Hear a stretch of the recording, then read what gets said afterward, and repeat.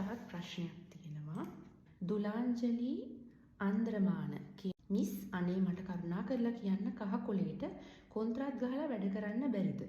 අද මට පළතුරු ෆැක්ටරි එකෙන්ම කතා කරලා සඳුදාට කොන්ත්‍රාත් අත්සන් කරන්න එන්න කියලා ඊට පස්සේ මගේ ඩොකියුමන්ට් එවන්න කිව්වා. මම මගේ කහ කොලේ යාලට යවුවා. මගේ කොලේ දුබ්ලිනු තියෙන නිසා මාව ගන්න බැහැ කියලා එයාලා මැසේජ් එකක් එවලා. මට දැනගන්න ඕන මේක මගේ පළවෙනි කහ කොලේ. දුබ්ලිනු වැදිලා තියෙන කහ කොළවලට කොන්ත්‍රාත් ගහන්න බැරිද? අනේ කරුණා කරලා පැහැදිලි කරන්න. ප්‍රශ්නය ගැන කතා කරොත් ඇත්තටම දුලාංජලි ඔයා උනින්ම ඇතුළුනේ වෙන රටකට නිසා තමයි ඔයාව ඔය දුබ්ලිනු කියන දුබ්ලිනාන්දි කියලා අපි ඉමිග්‍රේෂනිස්ට්ලා සඳහන් කරන්නේ. කියන්නේ මේ සංක්‍රමණ නීතිය සම්බන්ධයෙන් මේ සම්බන්ධයෙන් වැඩ කරන්නේ දුබ්ලිනු ඔෆිස් එක රෝමේ තමයි තියෙන්නේ. ඒකට එතනදී තමයි මේ ප්‍රොසීඩියර් ගැන තීරණයක් ගන්නෙ. ඉතින් මේ පෙර්මිසු di soggiorno temporaneo එකටත් ඇත්තටම වැඩ කරන්න හැකියාව තියෙනවා. ඒ කියන්නේ ඒක වැලිඩ් නම් සහ ඒක ඔයාට දවස් 60ක් ගත වෙලා නම් තියෙන්නේ ඔයාගේ මොදැල්ලෝ චීතරේ එක අත්සන් කරලා සුදු කොලේ ඔයාට ලැබෙනවා. ඒක ඇවිල්ලා පෙර්මිසු di soggiorno provisorio එකක් ඒකත්. ඒකෙන් ඔයාට දවස් 60 ගත වුණායින් පස්සේ රැකියාව කරන්න අනිවාර්යයෙන්ම හැකියාව තියෙනවා. ඉතින් ඔයාගේ කම්පැනි එකේ බොහෝ දුරට කොමර්ෂියලිස්ට් අය ගැන දැනුවත් නැතුව ඇති. ඉතින් කැමති නම් අපේ ටෙලිෆෝන් නම්බර් එකට කෝල් එකක් දෙන්න. ඒ කොමර්ෂියලිස්ට්ට අපිට හැකියාව තියෙනවා ඒක තේරුම් කරලා දෙන්න. ඊළඟට දිනූෂා ද සිල්වා උදයනාත් කියලා කෙනෙක් ප්‍රශ්නයක් අහලා තියෙනවා. මිස් මම රෝම් වලින් රිෆියුජි ඇප්ලයි කරේ. මේ 19 මට කහ කොලය ගන්න තියෙන්නේ. මම ලෝයර් කෙනෙක්ට මේක නාපොලි වලට මාරු කරලා දෙන්න කියලා බාර දුන්නා.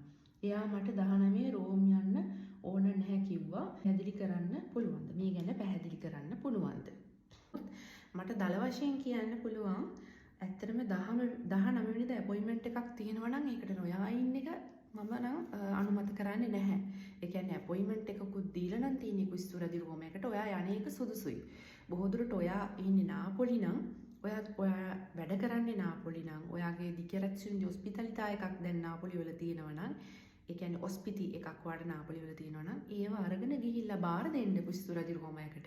ඒතන වුණත් පුස්තුර ආයතනයක අපොයින්ට්මන්ට් එකක් තියෙන වෙලාවකදී ඒකට නොයා ඉන්න එක ඒ තරම් සුදුසු දෙයක් කියලා මම නම් ඒක මගේ පුද්ගලික මතයක්. මම නම් ඒක පිළිගන්නේ නැහැ. ඔයා සම්බන්ධයෙන් සියලුම විස්තර අපිට ලියලා නැහැ නේ. ඉතින් එතකොට ඔයා සම්බන්ධයෙන් හැමදේම දන්නේ එයා නිසා එයාත් එක්ක තමයි මේ ගැන කතා කරන්න ඕනේ. තව ප්‍රශ්නයක් අහලා තියෙනවා. දිග ප්‍රශ්න තමයි ඇත්තටම අහන්නේ.